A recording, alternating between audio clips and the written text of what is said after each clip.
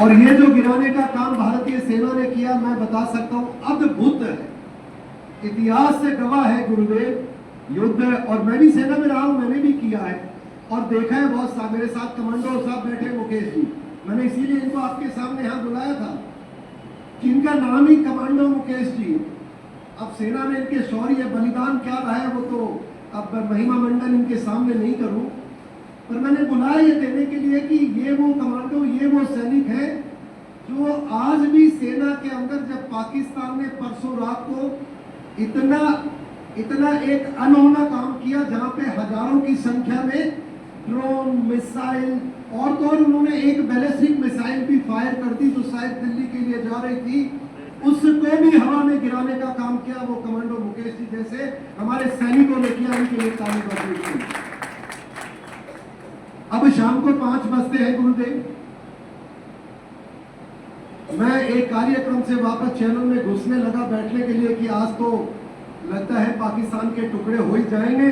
बलूचिस्तान भी झंडा फहरा दिया था परसों रात को, और कुछ खबर ऐसी होगी जिसके बाद कल पूरा भारत मिठाई लेकर के, और इस आतंकवाद की जो जड़ है, जो बाप है इनका, पाकिस्तान के टुकड़े हो जाएंगे। इस उम्मीद के साथ घुसा तो पता लगा सीज फायर हो गया। मैंने कहा हुआ होगा, बहुत अच्छी बात है। मैं वैसे आज अपने आप को यहाँ आना नहीं आ रहा था, राजकुलदीप सिंह का प्रोग्राम नहीं होता मैं कभी भी नहीं आता, क्योंकि मैं एक ऐसा व्यक्ति हूँ, मैं अपने भावुकों में मैं कभी रोक नहीं सकता अपने आप को। झूठ बोलना मेरी आदत नहीं है। अगर मुझे लगता है कि देश के हित का नहीं है तो मैं बोलता हूँ, और बोलना भी चाहिए। मैं बोलूँगा, बहुत रोक रहा हूँ अभी भी, पर अब 5 बजे होता क्या है, हिंदुस्तान में एक होड़ मच गई महिमा मंडन की, और मेरे से बड़ा, अगर मैं, आप हर व्यक्ति मेरे से बड़े राष्ट्रवादी हैं, आपके विचार हैं, पर हम जैसे, हमारी सनातनी संस्कृति है, जिन लोगों ने हजारों वर्ष आकर के हम पे जजिया लिया, जिन लोगों ने हमारी बहन बेटियों के साथ दुष्कर्म किए, जिन्होंने हमारा धर्मांतरण कराया, जिन्होंने जो बुरे किए, ये जो सरकारें हैं ना साहब, 1947 से लेके 75 तक दिल्ली को ऐसी राजधानी बना दिया भारत की, जहां पर अकबर रोड से निकलो तो हुमायूं रोड, हुमायूं रोड से निकलो तो कोई अली रोड, और कोई उससे निकलो तो पता नहीं कौन कौन से स्टेशन करते करते लगता ही नहीं कि भारत में हूं। दुख था मुझे, पर मुझे उम्मीद थी कि अब भारत बदल रहा है, बदलेगा। पर कल पता नहीं किन कारणों से, जब हम उम्मीद कर रहे थे पाकिस्तान को, और देखिए हमारे प्रधानमंत्री महोदय ने बहुत सही कहा था बिहार की रैली में, उन्होंने कहा था कि हम, ये आखिरी हमारे युद्ध होगा और उन आतंकवादियों को जहां जहां ढूंढ के निकाल के मारेंगे, और इस आतंकवाद के युद्ध को सदा के लिए समाप्त करेंगे।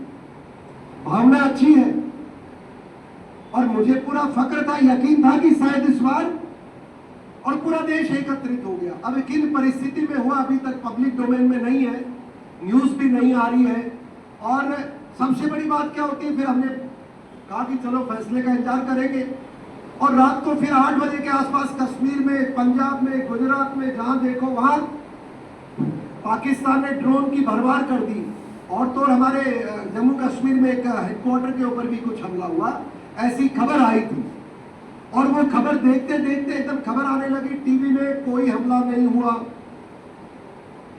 टीवी में खबर आई कि नहीं सब शांत है। अब मुझे भी नहीं लगता शांत क्या, मैं खुद ही शांत हो गया इसके आगे बोलने की। मैं जब तक इंतजार कर रहा हूँ भारतीय टीवी का कि कब ब्लैकआउट खत्म होगा, हमें कोई खबर मिलनी चाहिए, मैं मानता हूँ। और आज इस प्रकार से हमारा, इनका जन्मदिन है, हमारे इस इतने बड़े महापुरुष का, तो हो सकता है सरकार की कोई स्ट्रेटेजी रही हो, उसके अंतर्गत कुछ किया हो, क्योंकि मेरा अभी भी ये मानना है कि मोदी जी से बेहतर हमारे पास कोई हो नहीं सकता। और मैं, लीडर्स तो बहुत है साहब, और जितने पढ़े लिखे अधिकारी होते हैं वो कभी किसी के नहीं होते, मैंने आपको पहले बोला, वो उसी का होता है जो उसके स्वार्थ में आगे बढ़ने का मौका दे। पर मैं अभी भी आपको ये बता सकता हूं कि जब तक मोदी जी हैं, मेरा विश्वास कायम है, मेरे सारे लॉजिक कहते हैं सैनिक के कि कल वो नहीं होना चाहिए था। और शायद आप में से भी सबको कुछ ऐसा महसूस हो रहा है, जरा वीडियो घुमाओ, कितनों को लग रहा है कि शायद कल गड़बड़ हुआ है। भाई साहब उधर वीडियो 1 2 3 4 5 6 7 सभी को लग रहा है आपको कि कल जो हुआ भारत में नहीं होना चाहिए था? दोनों हाथ ऊपर करो भाई, जरा वीडियो अच्छी तरह बनाइए। नहीं होना चाहिए था, मेरे को भी लग रहा है। पर इस जितनी ये जो बादल है, जो जिसको कहते हैं अनसर्टेनिटी है, उसमें भी मैं एक बात स्वीकार करना चाहता हूं आपके साथ। मुझे अभी भी अगर इस देश के ऊपर किसी एक आदमी पर भरोसा है, और उसका नाम आप भी बोल सकते हैं, मैं भी बोल सकता हूं, वो है नरेंद्र भाई मोदी। और हम इंतजार करेंगे शाम तक उनके फरमान का। और मुझे भी उम्मीद है कि मोदी साहब शाम तक हम देशवासियों की भावना को मद्देनजर रखते हुए जो भी परिस्थिति है, देश को वो गिफ्ट देंगे जिसका हमें इंतजार था, और वो था पाकिस्तान के टुकड़े, आतंकवाद का खात्मा। ऐसा मैं इंतजार करता हूं। भारत माता की जय! भारत माता की जय! और मैं जैसे कहा कि मैं भी कंफ्यूज हूं, अभी मेरी शैली अभी वो खो चुकी है जो मैं सामान्य तौर पे चर्चा करता हूं। पर अब प्रैक्टिकलिटी ये है कि जो जमीन पे है और जो मेरा विश्वास है, जब हम भगवान में विश्वास रखते हैं किसी में, तो भगवान धरती पे आते नहीं, अपना जय बजरंगबली करते हैं ना हम, पर हमारा विश्वास उनको लेके आता है, वो समाधान होता है समस्या का।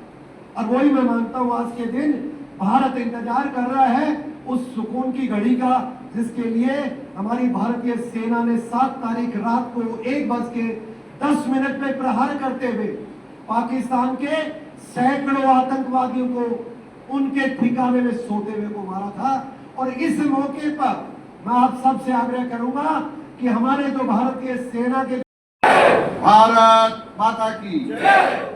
बोलो श्री कृष्ण भगवान की जय! बोलो श्री रामचंद्र भगवान की जय! यह गीता ज्ञान महायज्ञ के और जैन समिट तिरंगा संस्थान के इस कार्यक्रम में मंचस्थ विराजित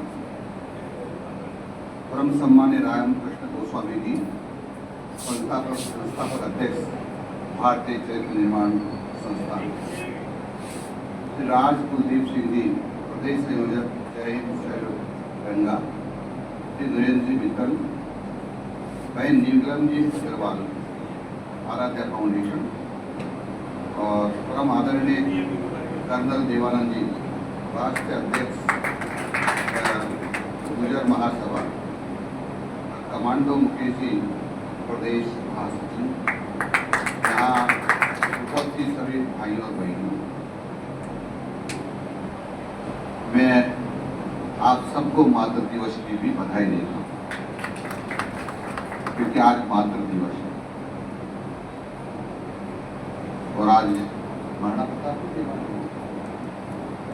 प्रताप जी की भी जयंती है। सुखद संयोग है और भगवान की कृपा है कि मेरा भी जन्मदिन आज है।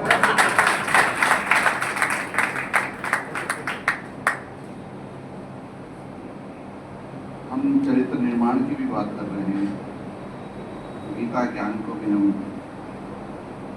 जन जन तक पहुंचाना चाहते हैं। पर मित्रों, मैं आपसे निवेदन करना चाहता हूं कि हम श्री कृष्ण भगवान की मां को भी मारना चाह रहे हैं। मैं सारी बात इसलिए कह रहा हूं कि जितने भी भगवान इस धरती पर हुए हैं, उन सबकी मां गौ माता, और विशेषकर श्री कृष्ण भगवान का तो कुछ और ही है। वो तो नंगे पैर ही और गायों को चराने जाते थे। जब बचपन में गाय चराने जाने लगे तो उसे पूछा, तो श्री कृष्ण भगवान तुम नंगे पैर क्यों जाते हो गाय? बोला, मेरी माँ भी जूते चप्पल पहन कर नहीं जा रही, इसलिए मैं भी नंगे पैर ही जाऊंगा। यानी कितना सम्मान और कितनी श्रद्धा है। हम भगवान कृष्ण की पूजा भी करते हैं, गीता का ज्ञान भी लेना चाहते हैं, लेकिन उनकी मां को मारना भी चाहते हैं। ये विरोधाभासी बात है। हम बड़े समझदार हो गए, हम ठेला लेकर बाजार में सामान लेने नहीं जाना चाहते, अब तो वहां से कोई दुकान वाला पॉलिथीन की थैली दे देगा, उसको लेकर के आ जाएंगे और फिर घर आकर अपना सामान घर पे रखेंगे, पॉलिथीन की थैली को फेंक देंगे ताकि गोमाता आए इधर उधर से और उसको खा जाए और मर जाए। यानी हम गोमाता को मारने का जाने अनजाने में षड्यंत्र कर रहे हैं। यही नहीं होना चाहिए।